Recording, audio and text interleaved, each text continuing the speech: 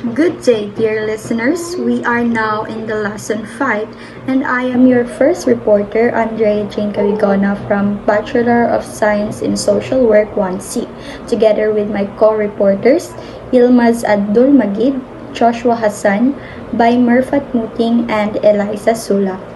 By the end of this lesson, we should be able to outline the history of the emergence of artists and artisans, recognize and critically discuss the functions of state sponsorship in the field of arts and culture through the National Artist Award and Gawad sa Manlilikha ng Bayan. Identify and define the different individuals and groups who take on varied roles in the world of art and culture. And lastly, classify the practices of artists in the terms of form, medium, and technique. In the advent of technology, it is remarkable what has now been made possible. With a click of a button, an array of overwhelming information is made available, informing every aspect of human life. Meaning to say, nagkaroon ng malaking impact ang technology sa ating pag-access ng information kasi sa simpleng pag-click lang, malawak na impormasyon agad ang available or binibigay that also covers all aspects of human life.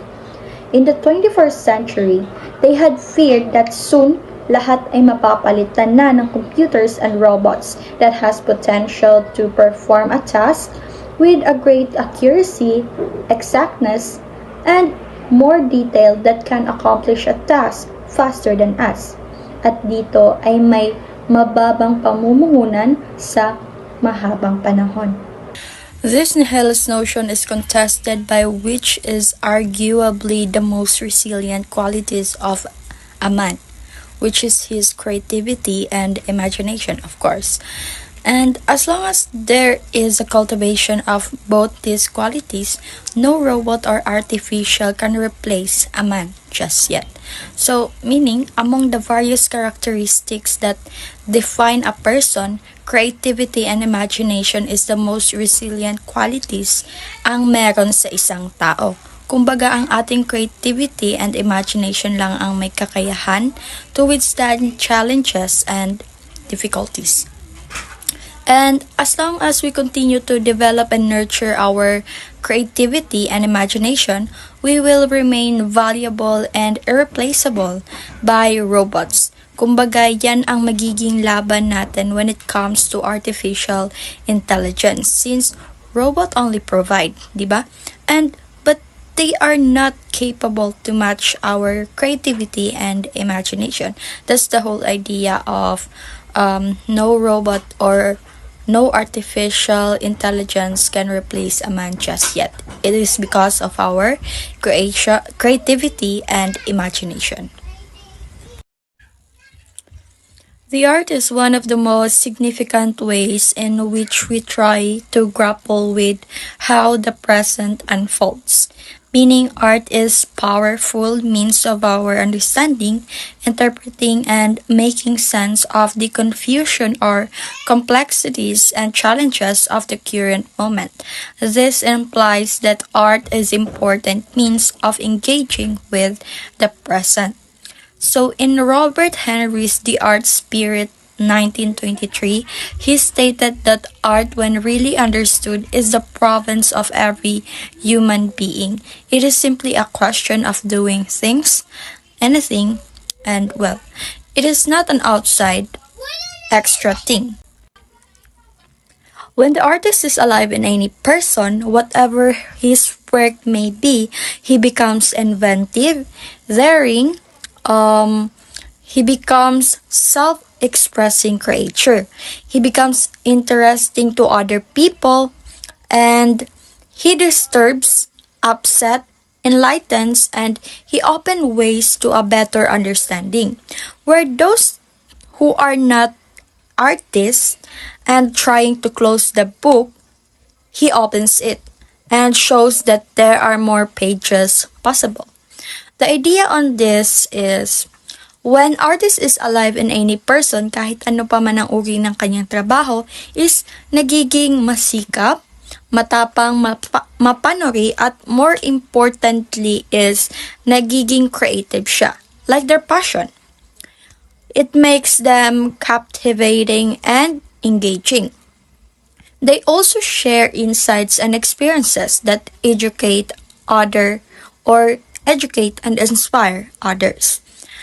The words show there are more pages possible, meaning they show that there is more to discover, to explore, and more importantly, create.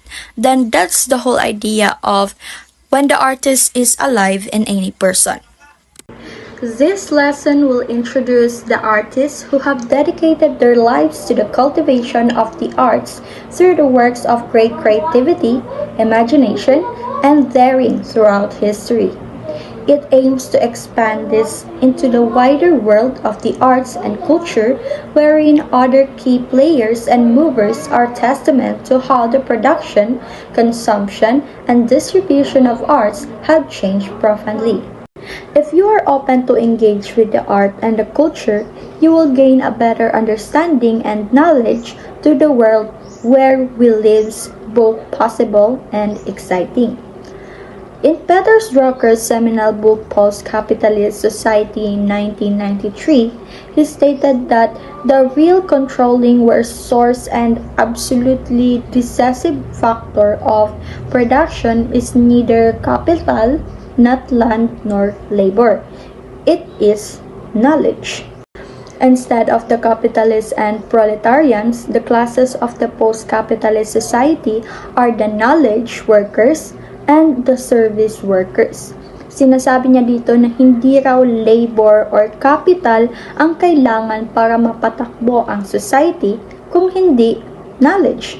So, ganun din daw according sa arts. Hindi lang effort or manpower to do art, but it is knowledge. That is very important para ma-attain mo kung anong gusto mo when it comes to art. Arguably, one type of knowledge that fuels the 21st century is creativity. This is evident in the recognition that professionals in the creative sector are integral drivers and movers in society, and an integral segment of the sector or artists. But who are they? Artists or professionals are integral drivers and movers in society because they inspire creativity and innovation, shape culture and society, drive economic growth, enrich community life and personal growth, and more importantly, they preserve heritage and tradition. Integral drivers and movers in society only means that individuals or groups play a crucial role and essential role in shaping and influencing society. They are vital components that drive progress and positive change and helping to move society forward. Out of the shadows of these caves, a stunning headway was seen moving down history from Bronze Age down to the Middle Ages in terms of how man continued to utilize his surroundings to create varying expressions of his ideas and feelings. Through the exploration of his immediate environs, trade, and other experimentations, new modes, media, and techniques brought to light a wide array of artworks that instantiate the wealth that can be done when the artist's vision is tapped, harnessed, and realized. But the most integral development that allowed this identity of an artist to fully emerge is systematization and sophistication that this or his world than the art would has become. The impulse to create is at the core of human civilization, much like the impulse to communicate through language. Early on, artists were embedded in the development of culture, and in turn, art was nurtured by the varying cultures in which it existed. The works produced varied from the prosaic to those that explored a wide range of aesthetic possibilities. Seen every day, the interaction with these objects was intimate in the sense that their presence was experienced in a multitude of ways and in all of the affairs of a man. The ornamentations in tools and other surfaces, weaving patterns and textile, visual features, and the design or plan for architectural structures, and ritual and burial implements, among others. Artists even created places and memorials that are plotted over the world, such as the infamous Vietnam Veterans Memorial in Washington, D.C. And there are others like the cave paintings that have an aura of mystery, like the pyramids of Giza, or have eluded comprehension like the Stonehenge.